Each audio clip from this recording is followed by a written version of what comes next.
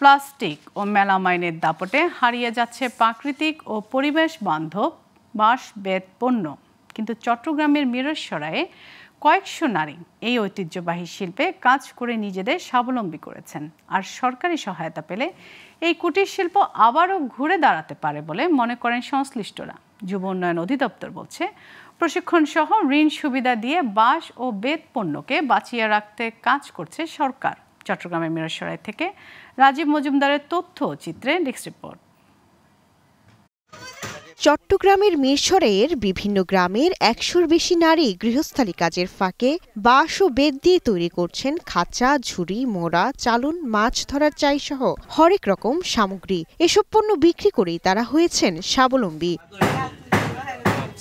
তবে সময়ের সাথে সংকটে পড়েছে বাঁশ বেত পণ্য শিল্প। কাঁচামাচের দাম বৃদ্ধি, আধুনিক পণ্যের প্রতিযোগিতা ও সরকারি পৃষ্ঠপোষকতার অভাবে অনেকেই পেশা ছেড়ে দিচ্ছেন। তাদের মতে সহজ শর্তে ঋণ ও প্রশিক্ষণের মাধ্যমে এই শিল্পকে টিকিয়ে রাখা সম্ভব। বাঁশ দিয়ে আমরা কোড়া বানাই, তারপরে খাঁচি বানাই, তারপরে চালন বানাই।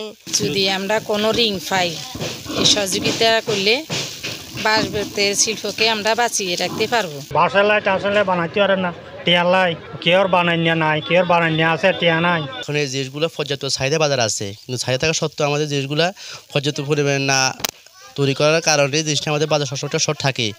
যদি সরকারিভাবে কোনো সহযোগিতা বা ঋণ এদেরকে যদি দেওয়া যেতে পারে, তাহলে আমাদের জিনিসটা এই শিল্পটা অনেকদিন টিকে থাকবে, বাঁচে থাকবে। উপজেলা যুব উন্নয়ন কর্মকর্তা জানিয়েছেন, এই শিল্পের প্রসারের প্রশিক্ষণ সহ কম সুদে ঋণ দেওয়ার পরিকল্পনা রয়েছে সরকারের।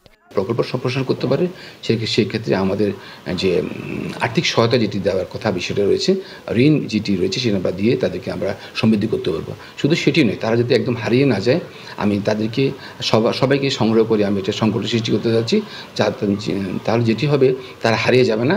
আধুনিক যুগে প্লাস্টিক ও মেলামাইনের দাপটে মিরসরাইয়ে বাঁশ বেতের পণ্য যেন হারিয়ে না যায়, সেদিকে প্রশাসনকে নজর দেওয়ার আহ্বান চট্টগ্রামবাসীর।